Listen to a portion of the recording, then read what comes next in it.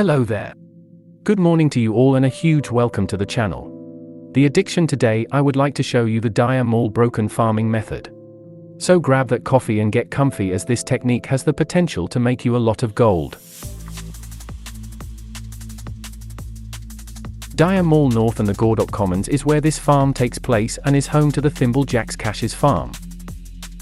I have already covered how to run that farm, and for the sake of not repeating myself and boring you guys, I shall simply leave the link to the video in the description below.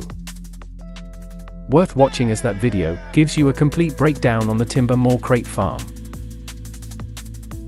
Even though it is part of the farm we use here, it's not the reason for this video, please bear that in mind.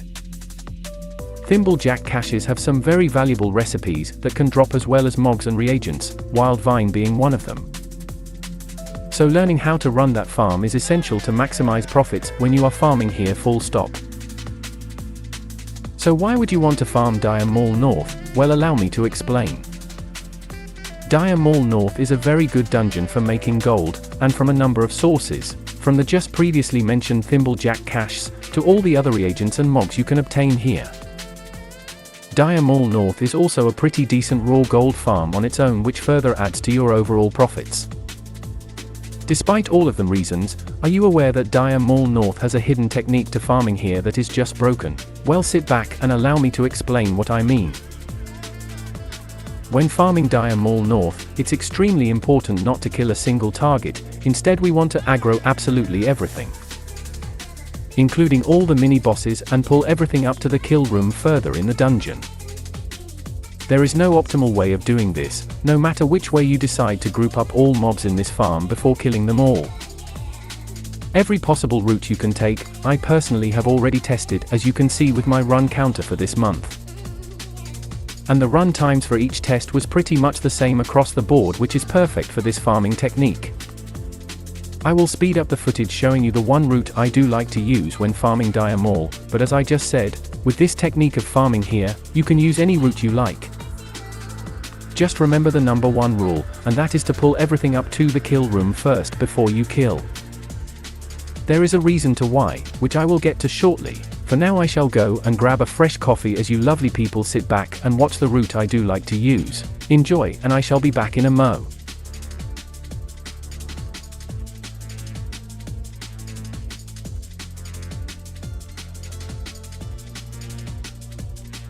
This repeatable quest giver is called Knot, and is where you will hand in your keys for the Thimblejack caches. This location is what I call the kill spot, and is the best place to pull all the mobs to.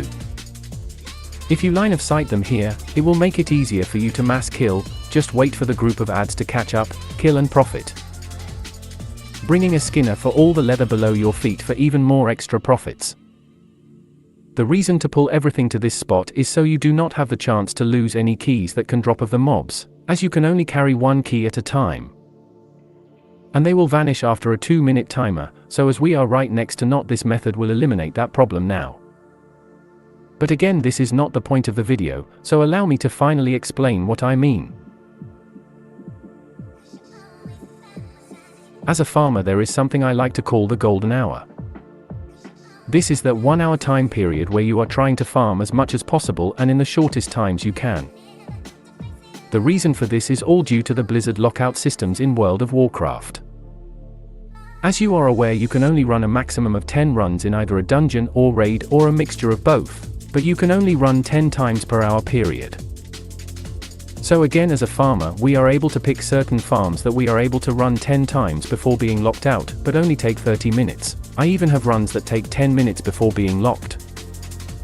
Other farms can take the full 1 hour to complete 10 runs before being locked out. Here is where this broken technique to farming Dire Maul is hiding.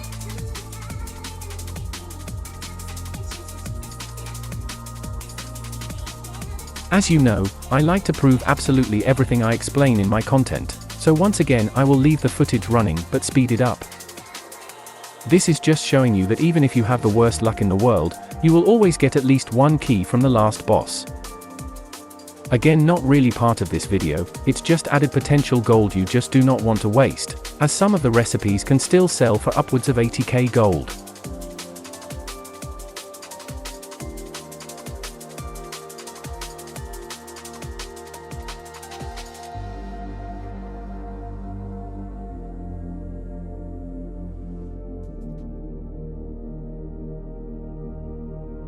So what is this secret technique, I hear you ask? Well, jumping forward to my 7th run in Dire Maul. As you can see, I have obtained rather a lot of items and caches using the mass pull method, and the potential gold profits, showing on the loot appraiser, is rather nice too. Which only gets better, trust me there. The reason I stress the point about learning how to run the Thimblejack cache farm is because of this secret, yet extremely simple method to farming Dire Maul as much as you want. And without a single lockout, basically meaning you can farm here all day without any limits on times or locks. Despite Blizzard's 10-run lockout rule, and the best part is, it's all legal and not breaking any rules, so allow me to explain. First, let's see if you can actually spot what happens. I wonder. I will bring Loot Appraiser forward to make it easier to see. Please keep a close eye on this add-on for a moment please, and see if you can spot anything different in what I do. Again, I like to prove what I speak about, and this is important. Thank you.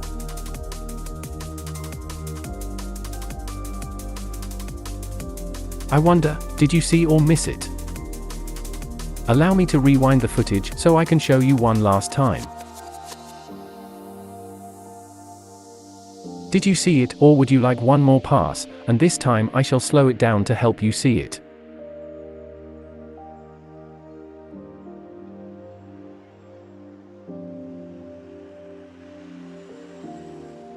You may have noticed that when I pressed the reset button it dropped to my 6th run and not jumping to my 8th like it should do normally.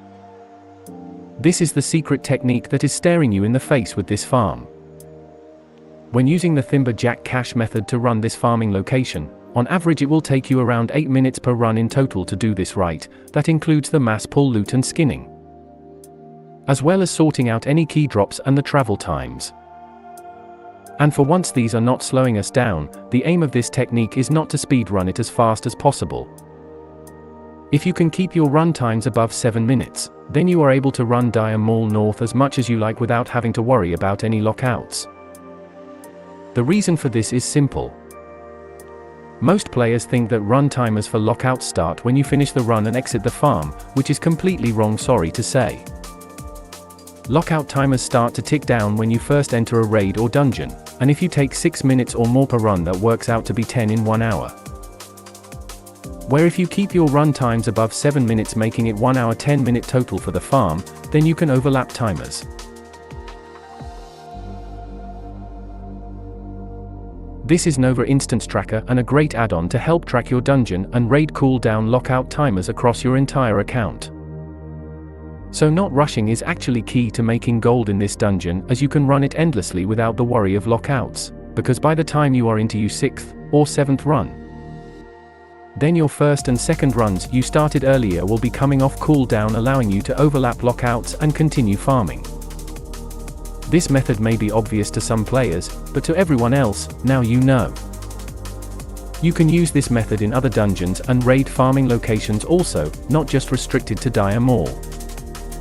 So that is endless farming for leather, reagents and transmogs and all that raw gold, as well as keys for the caches. Now do you understand why this technique is broken? So that is the Dire Maul broken farming method completed.